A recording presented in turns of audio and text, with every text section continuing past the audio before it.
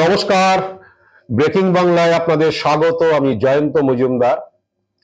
আর.জি. কর হাসপাতালে মহিলা চিকিৎসককে খুন ও ধর্ষণের ঘটনা যখন কলকাতা পুলিশ তদন্ত করছিল, তখন আমাদের সমাজ মাধ্যমের বিভিন্ন প্ল্যাটফর্মে, সেটা ফেসবুক, বিভিন্ন ইনস্টাগ্রাম, নানান ধরনের প্ল্যাটফর্মে সমাজ মাধ্যমে যারা আছেন অনেকেই তদন্ত করা শুরু করেছিলেন। পাশাপাশি আমি বলেছিলাম যে সমাজ মাধ্যমে বা ফেসবুকের গোয়েন্দারা তারা বিভিন্ন ধরনের তদন্ত করা শুরু করেছিলেন। আসলে তদন্ত করার না, ওটা গুজব ছড়ানো হচ্ছিল নানান ধরনের। কলকাতা পুলিশের তদন্তটাকে বিভ্রান্তি তৈরি করার জন্য এবং তার মধ্যে সেই কনফিউশন তৈরি করার জন্য নানান ধরনের গুজব ছড়ানো হচ্ছিল। তো সেই ফেসবুকে যারা তথাকথিত বিপ্লবীরা বা সেই সব ফেলুদা ব্যোমকেশরা যারা তদন্ত করছিলেন, তো সেই তদন্ত নিয়েই নানান ধরনের কনফিউশন তৈরি হয় এবং সেইগুলোই ছড়িয়ে পড়ে মানুষের মধ্যে। তারপরে আপনারা জানেন যে সেই ঘটনার 4-5 দিনের মাথায় কলকাতা হাইকোর্ট সিবিআই কে সেই তদন্তভার দেয় এই খুন ধর্ষণের ঘটনা মহিলা চিকিৎসকের। তো সিবিআই তদন্তভার নিয়েছিল, কারণ কলকাতা পুলিশ তদন্তটা শুরু করেছিল। কলকাতা পুলিশ যেভাবে তদন্ত করে থাকে তাদের একটা স্টাইল আছে নিজস্ব। সেই তদন্ত অনুযায়ী 12 ঘন্টার মধ্যে প্রধান অভিযুক্ত তাকে গ্রেপ্তার করে এবং তাকে জিজ্ঞাসাবাদ করা হচ্ছিল আরো কিছু ওর মধ্যে আছে কিনা, আর কেউ জড়িত আছে কিনা, এইসব বিষয়গুলো। এবং তার যে টেকনিক্যাল পার্ট, সেই টেকনিক্যাল পার্টগুলো না হচ্ছিল, সিসিটিভি ফুটেজ, ডিএনএ টেস্ট সহ বিভিন্ন বিষয়। পোস্টমর্টেম করানো হয়েছিল।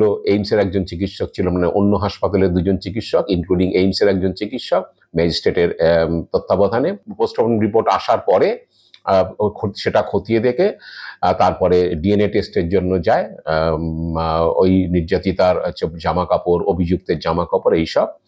তো এইগুলো চলছিল, কিন্তু পাশাপাশি ফেসবুকে তদন্তকারীরা যারা ফেসবুকের তথাকথিত যারা ফেসবুকের ফেলুদা ব্যোমকেশরা, তারা নানান ধরনের কনফিউশন তৈরি করছিল এবং গুজব ছড়াচ্ছিল যে আসলে ওই একজন যাকে কলকাতা পুলিশ গ্রেপ্তার করেছে সে নয়, আরো অনেকে জড়িত। 4জন সহপাঠী আছে যারা সন্দেহের ঊর্ধ্বে নয়। তার সঙ্গে সেদিনকে রাত্রে খাওয়া দাওয়া করেছিল ভিকটিমের সঙ্গে। তাদেরকে কেন ছেড়ে রেখেছে, তাদেরকে বোধহয় বাঁচানোর চেষ্টা হচ্ছে। কেউ কেউ বললো যে প্রাক্তন প্রিন্সিপাল সন্দীপ ঘোষ, তাকেও যে আড়াল করেছে কলকাতা পুলিশ এবং তিনিও নাকি কাউকে কাউকে বাঁচানোর চেষ্টা করছেন। এই ধরনের সমস্ত ছড়িয়ে দেওয়া হলো। কেউ কেউ পোস্টমর্টেম রিপোর্ট নিয়ে নানান ধরনের, ওই মহিলার হাড় ভাঙা হয়েছে, পেলভিক বোন ভাঙা হয়েছে, কলার বোন ভাঙা হয়েছে এবং 150 গ্রাম সিমেন্ট বা বীর্যের উপস্থিতি পাওয়া গেছে। এই ধরনের নানান গল্প ছড়িয়ে দেওয়া হলো। পরবর্তীকালে পোস্টমর্টেম রিপোর্ট পাবলিক হয়ে গেছে যে কোনোভাবে। তখন দেখা গেল এগুলো কিছুই নয়, এগুলো সব গুজব ছড়ানো হয়েছিল। এরপরে তথ্য দেওয়া হলো যে মৃতাকে ওখানে ধর্ষণ খুন করা হয়নি, অন্য জায়গায় ধর্ষণ বা খুন করে তাকে এনে ওখানে ফেলে দেওয়া হয়েছে। এইরকমও ফেসবুকের গোয়েন্দারা, ফেলুদা যারা এরা, তারা কনফিউশন তৈরি করার জন্য এটা করলো। তারপরে কেউ কেউ বললো যে ওই মহিলা চিকিৎসক তিনি হাসপাতালের ওষুধ সংক্রান্ত দুর্নীতির বিষয়ে ধরে ফেলেছেন, তাই কোনো মাথা হাসপাতালের তিনি ওইটা জেনে ফেলেছেন, তাকে তাই হত্যা করার জন্য কাউকে এনগেজ করা হয়েছে এইটা। এবং এই তথ্যটা সকলেই দিচ্ছিলেন যে একজন নয়, একাধিক ব্যক্তির এখানে যোগসূত্র রয়েছে। পোস্টমর্টেম রিপোর্ট নাকি তাই বলছে। এই ধরনের সমস্ত কনফিউশন তৈরি করলো। একজন প্রাক্তন মন্ত্রীর পুত্র, তার নামেও ছড়িয়ে দেওয়া হলো যে তিনি এবং তার কয়েকজন সহপাঠী মিলে তারা নিখোঁজ হয়ে গেছে সেই মহাপাত্র পদবীর। তো দেখা গেল সেটাও কিছু নয়। তো এইরকম গুজব, নানান গুজব হচ্ছে। ও তারপরে যেটা মূল, যেটা যে এটাকে আত্মহত্যা বলে চালানোর চেষ্টা হয়েছিল। হাসপাতাল থেকে একজন পদাধিকারী তিনি পরিবারকে ফোন করে বলেছিলেন যে উনি আত্মহত্যা করেছেন, আসলে খুনটাকে আত্মহত্যা বলে চালানোর চেষ্টা হয়েছিল। এই ধরনের তথ্য ছাড়া হয়েছিল বাজারে। তো সিবিআই তদন্তে নেমে যেটা হয়েছিল, আমার যেটা ধারণা, যে সিবিআই এই যে গল্পগুলো, সেই গল্পগুলোকেই সত্যি করার চেষ্টা করেছে নিশ্চিতভাবে, যে এটা কতটা সত্যি কিনা সেটাকে প্রমাণ করার। তো সিবিআই যথারীতি 7 দিন ধরে প্রাক্তন প্রিন্সিপাল সন্দীপ ঘোষকে তার সকাল থেকে গভীর রাত পর্যন্ত জেরা করেছে। তো এখনো পর্যন্ত খুব একটা বিশেষ অগ্রগতি হয়নি সেটা থেকে, কারণ সন্দীপ ঘোষে যুক্ত আছে কিনা, তিনি কাউকে দিয়ে খুন করিয়েছেন কিনা, কেউ খুন করেছে এই ঘটনায় জড়িত তাকে বাঁচিয়েছেন কিনা, তো এই সবটা এখনো পর্যন্ত ক্লিয়ার হয়নি। সিবিআই তাকে গ্রেপ্তারও করেনি এখনো পর্যন্ত, যদিও আমি একটি ভিডিওতে বলেছিলাম হয়তো যদি সিবিআই রাজনৈতিকভাবে প্রভাবিত হয় তাহলে তাকে গ্রেপ্তার করবে। এখন সিবিআই আরো সময় নিচ্ছে এবং এই যে কনফিউশনগুলো তৈরি হয়েছে, এই কনফিউশনগুলো সিবিআই যে গুজবগুলো ছড়ানো হয়েছে সেই গুজবগুলো সবই খতিয়ে দেখেছে, সেগুলোকে সত্যি করার হয়তো চেষ্টাও করছে, কিন্তু এখনো পর্যন্ত তারা করে উঠতে পারেনি। এখনো পর্যন্ত নতুন কোনো গ্রেপ্তার হয়নি।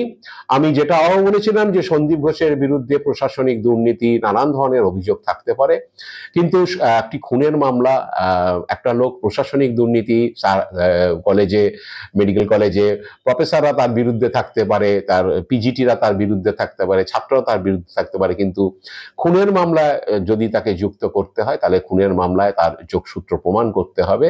তিনি খুন করেছেন কি কাউকে দিয়ে খুন করিয়েছেন কি কেউ খুন করেছে তাকে বাঁচানোর চেষ্টা করেছেন, এগুলো অত সহজে প্রমাণিত হয় না, এগুলো প্রমাণ করতে হবে, এগুলো হাওয়ায় ভেসে হয় না। কেউ ফেসবুকে লিখে দিল তাতেই একজন খুনি হয়ে যায় না, সেগুলোকে প্রমাণ করতে হবে। তাই তার বিরুদ্ধে প্রশাসনিক দুর্নীতির অভিযোগ থাকতে পারে, কিন্তু খুনের মামলার সঙ্গেই যোগসূত্র রাখতে হবে। অন্য প্রশাসনিক দুর্নীতি আছে বলে তাকে খুনের মামলায় ঢুকিয়ে দেওয়া যাবে না জোর করে, এটা আমি বলেছিলাম। তো এখন সিবিআই সবকিছু খতিয়ে দেখছে, অনেক কিছু করছে, কিন্তু এখনো পর্যন্ত 10 দিন প্রায় হয়ে গেল বৃহস্পতিবার দিন নিয়ে, কারণ হাইকোর্টে মামলা তাদের হাতে পাওয়ার পরে হাইকোর্ট যেদিনকে অর্ডার করেছিল সেদিনকেই বলেছিল যে 1 ঘন্টার মধ্যে সিবিআইকে কেস ডায়েরি দিয়ে দিতে হবে এবং নথিপত্র সব দিয়ে দিতে হবে। আসামিও পরের দিন, তারা অভিযুক্তকেও তারা পরের দিন হেফাজতে পেয়ে গেছে, তাকে 9 দিন জিজ্ঞাসাবাদ করা হয়েছে। সেই সম্পর্কে সঠিক গ্রেপ্তার ব্যক্তিকে গ্রেপ্তার করেছি কিনা কলকাতা পুলিশ যাচাই করার যথেষ্ট সময় সিবিআই পেয়ে গেছে। তাকে জেরা করে আর কেউ আছে কিনা সেটাও জানার চেষ্টা নিশ্চয়ই করেছে, কিন্তু এক চুলো সিবিআই এগোতে পারেনি, কোনো দিক থেকে এগোতে পায়নি। যারা ফেসবুকে তদন্ত করে এই কনফিউশন ছড়িয়েছে, সিবিআই সেগুলোর একটাকেও ক্র্যাকডাউন করতে পারেনি যে এটা সত্যি ঘটনা, অন্য জায়গায় খুন করা হয়েছে, এনে এখানে ফেলা হয়েছে, অন্য সহপাঠী ডাক্তার তারা খুনে জড়িত, সন্দীপ ঘোষ খুনে জড়িত, সন্দীপ ঘোষ খুন করিয়েছেন, কোনো জায়গা থেকেই কিন্তু সিবিআই এখনো পর্যন্ত কোনো পজিটিভ কিছু করতে পারেনি, তারা তাদের কাজ করেছে। তাই এখন সিবিআই ওই সত্যি টত্যিগুলো আর গুজবগুলোকে আর সত্যি প্রমাণ করতে পারছে না। বৃহস্পতিবার দিন সুপ্রিম কোর্টে যখন শুনানি ছিল, সিবিআই বলেছে যে সিবিআইয়ের হয়ে তুষার মেহতা অ্যাটর্নি জেনারেল তিনি বলেছেন যে বদলে গিয়েছে, তখন পাল্টা রাজ্য সরকারের কৌশলী কপিল সিবাল তিনি বলেছেন যে কিছুই বদলায়নি, সবই ভিডিওগ্রাফি করে রাখা আছে এবং টাইমলাইন ধরেই রাজ্য সরকার দিয়েছে তদন্তে কি করা হয়েছে, কিছুই বদলায়নি বলেই দাবি করেছে কপিল সিবাল এবং বলেছে সবই ভিডিওগ্রাফি করা আছে, কিচ্ছু বদলায়নি, সবই আছে, অক্ষতই আছে।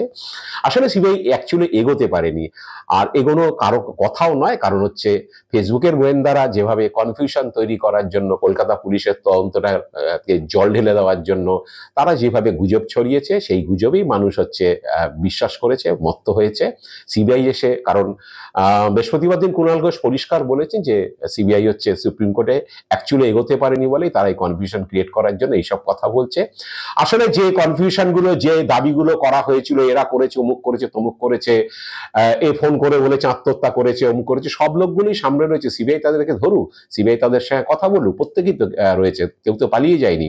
তা সিবিআই তাদেরকে ধরে ভেরিফাই করুক কেন বলেছে, তারা কিসের জন্য বলেছে, কি বৃত্তান্ত, যদি তারা সত্যি অপরাধ করে থাকে তাহলে তাদের গ্রেপ্তার করুক। সিবিআই এখনো কিছু করতে পারেনি, এই দাবি কুণাল ঘোষ করেছে। তো সিবিআই করতে পারেনি, এবং সিবিআই করতে না পারার কারণে যেটা হয়েছে, অনেকে ভেবেছিল যে সিবিআই এসেই এই সমস্ত কনফিউশন 3 দিনের মধ্যে ক্লিয়ার করে দেবে এবং পটাপট সব সিবিআই ব্রেক থ্রু করে দেবে, একাধিক লোক জড়িত, একাধিক লোক কারা কারা জড়িত তারা গ্রেপ্তার হয়ে যাবে, কারা কারা পেছন থেকে কলকাঠি নেড়েছে তারা গ্রেপ্তার হয়ে যাবে, কাদেরকে কলকাতা পুলিশ বাঁচাতে চেয়েছিল তারা গ্রেপ্তার হয়ে যাবে, সব ক্লিয়ার হয়ে যাবে। এবং হচ্ছে সিবিআই একটা বিরাট কিছু করেছে, যে কারণে শুভেন্দু অধিকারীরা দাবি করেছিলেন যে প্রথম দিন থেকে যে সিবিআই কে দেওয়া হোক, এবং শুভেন্দু অধিকারী সহ বিজেপির আরো বেশ কয়েকজন আইনজীবী নেতা যারা, তারা হাইকোর্টে মামলা করেছিলেন সিবিআই তদন্তের জন্য। এখন সিবিআই 10 দিন হয়ে যাওয়ার পর যখন অ্যাকচুয়ালি এগোতে পারেনি, এখন সিবিআই ক্রমশ শুভেন্দুদের কাছে বোঝা হয়ে যাচ্ছে বলেই মনে করছে বিজেপির দলের লোকজন। অনেকে মনে করছেন যে সিবিআই যেহেতু এগোতে পারছে না, আর হচ্ছে সিবিআই এর সামনে সব লোকগুলোই রয়েছে তদন্ত করার জন্য, প্রত্যেককেই ডাকতে পারে, প্রত্যেককেই জিজ্ঞাসাবাদ করতে পারে, কিন্তু তারপরেও সিবিআই যখন এগোতে পারছে না, এখন সিবিআই ক্রমশ বোঝা হয়ে যাচ্ছে যে সিবিআই তো তদন্ত নিয়ে তেমন কিছু করতে পারছে না, সিবিআই আর কতদিন সময় নেবে, এই প্রশ্নগুলো উঠতে শুরু করেছে। কারণ ইতিমধ্যেই কুণাল ঘোষ বলেছেন, তৃণমূল মুখপাত্র, যে বিজেপি স্বাস্থ্য ভবন অভিযান না করে, নবান্ন অভিযান না করে সিবিআই দপ্তরে গিয়ে অভিযান করুন। সিবিআই আজ এখন তদন্ত রয়েছে, বিচার দেওয়ার দায়িত্ব এখন সিবিআই এর, বিচার দেওয়ার দায়িত্ব হচ্ছে এখন সুপ্রিম কোর্টের। সুপ্রিম কোর্টে সওয়াল মামলা চলছে, এবং সিবিআই এর কাছে, সিবিআই অফিসে গিয়ে তারা বলে দরবার করুক যে উই ওয়ান্ট জাস্টিস, আমরা বিচার চাই। সিবিআই এর এখন বিচার দেওয়ার ক্ষমতা রয়েছে। এখন কেন তারা স্বাস্থ্য ভবন বা নবান্নে ছুটছেন? আসলে হচ্ছে সিবিআই এর কাছে তারা যাবেন না, কারণ এখন সিবিআই কি করতে পারে না পারে তারাও বোধহয় বুঝতে পারছেন। তো এখন পরিষ্কার কথা, রাজনৈতিক পর্যবেক্ষকরা বলছেন যে শুভেন্দু অধিকারীরা সিবিআই চেয়েছিলেন, কিন্তু 10 দিনের সিবিআই কর্মপদ্ধতি যা, তাতে হচ্ছে সিবিআই ক্রমশ বিজেপির বা শুভেন্দুদেরই বোঝা হয়ে যাচ্ছে। যাই না সিবিআই আগামী দিনে আর কি করবে, আর কত সময় নেবে, এবং তারপরে আদালতে তারা কি অজুহাত দেবে, আমরা তার জন্য অপেক্ষা করব বা দেখব যে সিবিআই এর পরে কি বলে, কি পদক্ষেপ করে, এবং আদালতে তারা কি বক্তব্য রাখে এই তদন্ত সম্পর্কে। এবং যে গুজবগুলো ঘটেছে বা যে ঘটনাগুলো, যে তদন্তগুলো সমাজ মাধ্যমে হয়েছে, যেগুলো পুলিশ কোনোদিনই বলেনি, সেইগুলোকে সিবিআই ক্র্যাকডাউন করতে পারে কিনা, সেটার দিকে আমরা তাকিয়ে থাকবো। আজ এ পর্যন্ত। আপনারা ভালো থাকবেন, সুস্থ থাকবেন। নমস্কার।